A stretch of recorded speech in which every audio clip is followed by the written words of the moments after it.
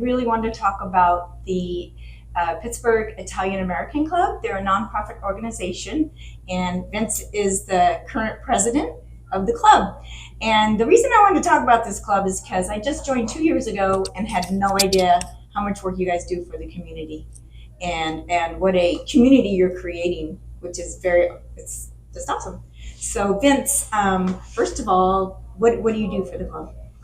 I presently serve as the president of the board of directors and basically coordinate the meetings and some of the events. Of course, we have a working board. Many of our board members have been with us for decades. So I've been very honored to participate This is my father served as a member of the organization way back when. And when I was in high school, I received an award from the group, so I feel it's my time to give back. So I've been very honored to participate with the club.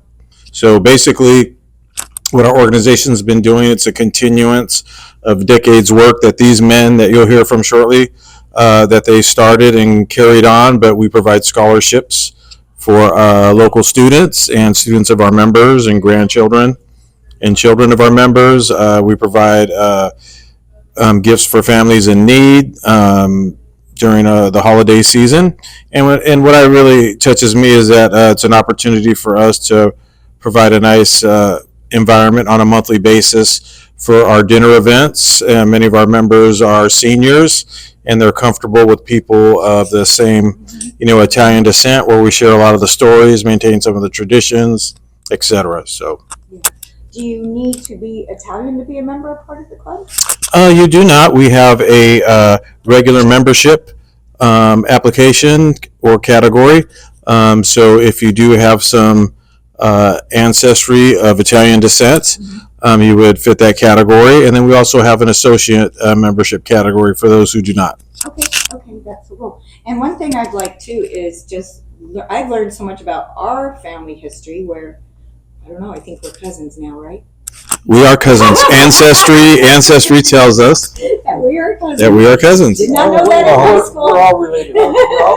All three. Thank God we didn't like marry within, our Italian community out here, because everybody seems to be from the same clan that came over on the ship in the early 1900s from Sicily.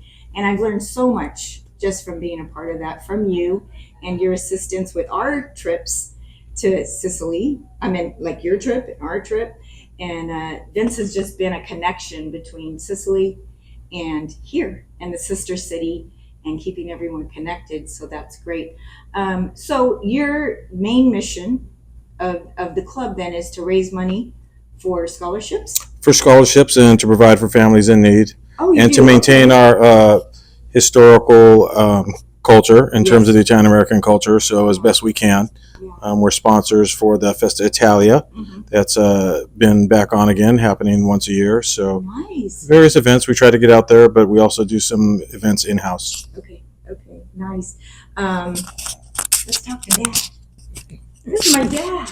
I have the same story as Vince, that I came through up in the Italian American Club with my dad, and watching him go and cook and serve and just have so much fun down there. And I can't believe I waited way too long to join. So, which is why I wanted to actually do this, because I would just love for our generation in their 50s, 60s, 40s, our kids to just start joining now. Don't wait till you're older and retired. Join now. It's only we go to dinner once a month. And Dad, tell us what dinner usually looks like. Well, our dinners have been excellent. Actually, Roland Nolan, Evola, and his crew have been cooking several times now. Joe and I have been cooking together for over 20 years in there, and it was practically every month. Yeah. And it's nice to have the new people come in and new crews taking over. Yeah. Get different ideas, different types of food, and it's literally like home cooked meals every time. And gives us a break. Absolutely. Last dinner we had breaded veal cutlets, was delicious. It was amazing. And so we still got to work out what we're going to have this next dinner, but we will. Yeah. And I've been a member for 23, 24 years, been on the board for that long, and I'm a newcomer compared to this guy. Okay. Joe Siino. Pass the mic. Well, I think I'm the old man of the club, pretty much. He's hard to keep up with. Yeah. What decade are you in now? I will be turning 90 in August. Wow. I was one of the original members of the organization. Okay, did it start, I think I read in 1928? No, when did it start? It started really early. Well, go back before, it was started before we all were born. It was Pittsburg Italian American Club. It was all local businessmen from town. Yeah. The Lands of Fames, Gymnos, Davies. Anyway, my dad, as he grew up, he became a member. And when the war broke out and Italy was in the war against the United States, they changed the name to the Pittsburgh Civic Club. Oh, they didn't want to use the title during that time. And they had a similar type of thing. They would do plant trees for the city, playgrounds for the kids, and that type of thing, and help needy, and so they did a lot of good work. Right. Then as they got older, close to my age, everybody started giving up on it, and so the Sons of Italy was very active at the time. We had, I remember that. Knights of Columbus. Well, not but Sons of Italy is different. Okay. More so was kind of taking everything up, because we had in the city of Pittsburgh, which is rare for the size of our city, had 2 national presidents for the Sons of Italy. Okay. Yeah, the last one was Al Affinito Jr. Anyway, so they were going to disband the club. There was a kitty of about $170 left, and the last treasurer, as far as I knew, was Sal Gymno, the chief of police. And they were going to turn that over, just to stop the club, turn that over to the Sons of Italy, and that was it. Happened to be my dad was at the meeting, and Joe Bellacci, and I think Nino Samario, and they said, wait a minute, we have sons coming up out of high school now, and maybe they want to keep this going. Right. So my dad brought it to my brother John and I, and the ones who were there, that brought it to their children, and so we started talking with the younger group at our age at the time, and so we said, no, we'll take it over. Oh. So we started with that kitty. That's awesome. That's awesome. Yeah. So that's kind of like why we want to talk now too, because you've been here all this time, and now I know your son's a member. Your nieces and nephews are members. Two of my sons are full-time members, lifetime members. Yeah. And one son lives up in Washington, so he's comes and visits us. But I know it'd be nice for you guys to see it. But we tried to, when we started, we wanted to follow up with the same thing, benefit for the city. Mm-hmm. There was a faction that wanted to be political too, right. And that was kind of clashing between the different ideas we were in raising money. We had different ideas as membership started to grow, and so we decided to pull away. They became a political club, and we decided to pull away and just go.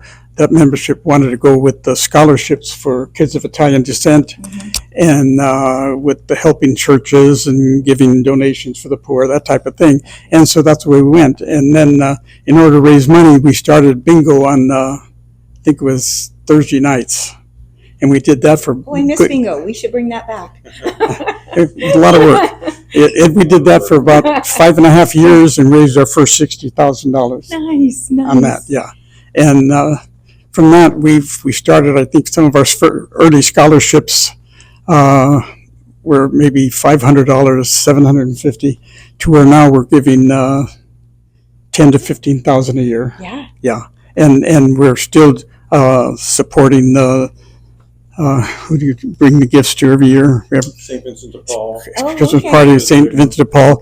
And those are the 3 big. We have the big Christmas party where we donate gifts that way. Mm-hmm. We have crab feed where we raise some of our money for the scholarships. And I have to say, and the biggest one is when we get the scholarships. These 2 gentlemen made pasta for 280 people. Yeah. The story behind the Well, our crab feed. That's our That's big. the crab feed. That's our big function of the We year. were Yeah, blown away. yeah. That's a crew that we need a lot of help there, and people have been coming through. We use the same recipe. Your dad makes the clam pasta. Yeah. And he does a great job on it. He got the recipe from Harry Castiglione, who was an old member. Yeah. You got that one from Harry. It went from Harry Yeah, Castiglione. yeah. And so we try to pass Andy down. Catalina. Yeah. Andy Catalina then handed it over to him. Yeah. Nice. Yeah. So we're trying to teach more people Pass it down. pass it down. Keep Yeah. passing it down. Yeah. Keep it going. Exactly. Vince has all the recipes for the marinade for the crab feed now. Yeah. Yeah. We got it down. But that's the type of thing. And the main thing is, over the years, we have given scholarship to almost every nationality there is Yes. because of intermarriage. Right. Our key is still the child has to have some knowledge about that he has some Italian background, hmm and it's, They write an essay and saying what they know about And- their and- and history the- and how they're right, related to the Italian heritage. right, Mhm. and And they have to have a family member that's a member of the Italian American Club, right? No? yes. Well, we'll let Vince explain that now. It's got a lot to that, but basically, yes, that's how it started. Uh-huh. Now with the auxiliary members, it's a little different. Their children can't actually apply for scholarships. They can. They cannot. Oh, cannot. Yeah. No. Yeah. But any member Yes. who can show a bloodline hmm that the child can apply for our scholarships. Okay. Yes. And like I say, we've covered every nationality now over the Yeah. years. Yeah. Yeah. So we've been doing it for a lot of years. But that alone is a good reason to join Yeah, too. yeah. Is that the kids? I was you're in giving away, but also to your kids can even. I was in my Absolutely. hmm early 40s when we started, and I'm going to be, so this is some 50 years. 50 Yeah, years. Yeah. Congratulations. Yeah. That's a lot to give to the community Yeah. for a lot of years. And it's, and we've stuck with it. Yeah. It's, Yeah. and like Vince says, we try to get a nice place that's safe and people are comfortable. Yeah. Mhm. And, The dinners are so fun, once a month, so Yeah. it's not too often, and it's just perfect. Everybody's so happy to see each other. Yeah. And from the old to the young, and for me, it's fun because I'm seeing all my friends' parents, Yeah. who I never would get to see. I mean, I wouldn't see them otherwise. A lot of good memories shared. Tons of Yeah. good memories shared. So it's a great time. yeah, as far as I know, there's three of us that are the oldest in the club as far as men right now. Mhm. Jess Hurtado, who helped us organize this thing too way back. He's one of our first treasurers, Yeah. and his wife was Italian. Mhm. And Pat Rattel. Okay. And we all graduated. All three of us graduated from Pittsburg High School. Nice. And actually, we played ball together. But we're the oldest ones in the club right now. yeah. Yeah, as far as the men, the old timers. Yeah. Well, thank you so. Oh, I appreciate this. Do you have anything else you'd like to share about the club that you would want people to know? Yeah. No, we are a 501c3 nonprofit organization. So your donations are tax deductible if you're looking for a write-off. But again, we're just trying to keep the traditions alive. We're trying to make a positive difference in our community. And it's a great evening. So yeah, if you have any interest, we are on Facebook, and we do have a website. You can look us up, the Pittsburg Italian American Club. And we thank you for this opportunity. Yeah, that's wonderful. Thank you so much for taking the time. You can stand up.